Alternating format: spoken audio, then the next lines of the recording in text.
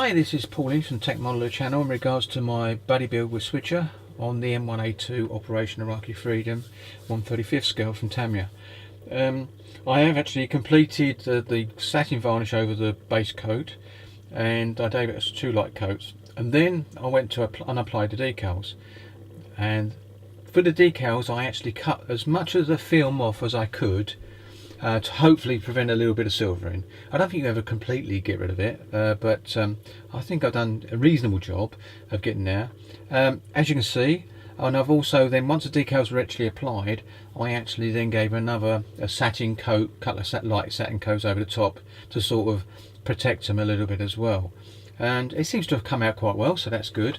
What I used to apply the decals, once I'd done the satin varnish, I know people use gloss, but I use satin from Vallejo, is these 2 products. I'll put them there, hopefully they won't get knocked over. There you go.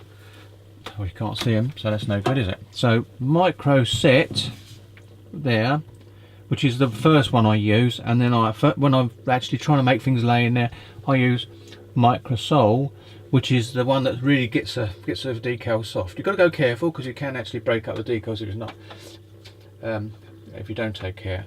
They went on really well, as I said. The model isn't completely stuck together again, obviously, because the whole top and the chassis are not completely glued together again. Turret's completely whole, obviously, as you've seen on previous videos. I've actually put the generator on the back, and I've actually added a bit of detail inside. You can see the grills to give them a bit of depth. I've done that already. The gap there at the back, where the actual hole meets the bottom, whole bottom, there's a gap there, and obviously that needs gluing. And I will actually, because you can see a slight bend there. Once I've glued that and held it in place, that will be sealed and no problem at all. What else can I say? I'm going to be starting a bit of weathering now, very light weathering. I'm not going to go too heavy.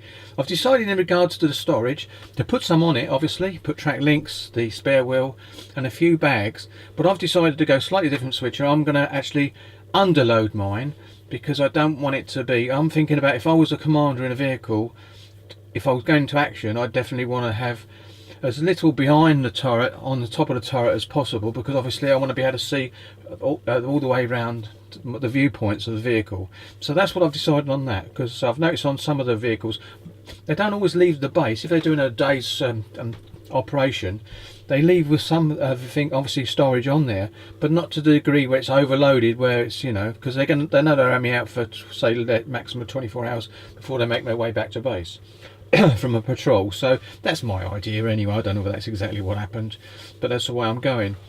I think even on this now you can actually see, possibly you might be able to see, if I might be able to zoom, I don't know whether it's going to work because I've got it all on manual. If I go a bit closer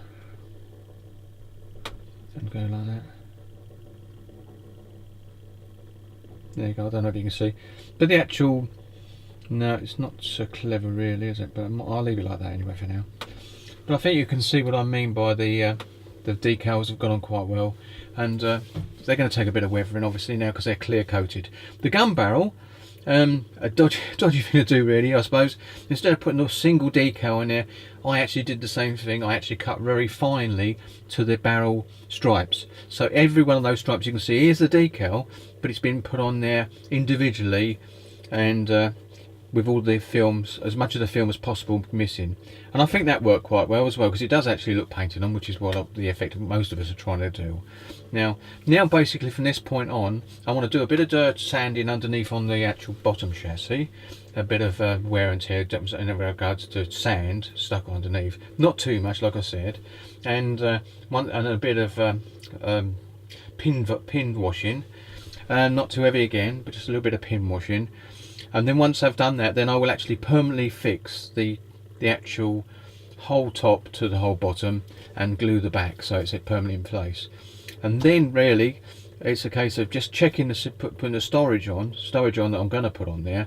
And once I've finished with that, and then give it a matte varnish, even though the silk look doesn't look too bad, I'm going to give a matte varnish over the whole vehicle. And the last thing I will be doing is the periscopes. So anyway, this is as far as I've got. I have actually started working on the storage, as I said before. I've had other things that I've had to do last few days, so this is a model that's taken a bit of a step backwards a little bit, but I'm back into it now. So today I've done this, as I said, I've applied the decals last night. I've actually now matte varnished over it, silk varnished over it, satin varnish I should say, over it today. So that's okay. I'm going to have to take the tar off in a minute. I don't want it to stick down too much, but it is dry. But it's obviously, if any paints, the surface can be dry, but underneath can still be setting. So then I will start getting to the detail painting, and that's the bit that's coming up next. So hopefully you can see what we're looking at there, and that's it for today. And thank you very much for watching, and see you next time.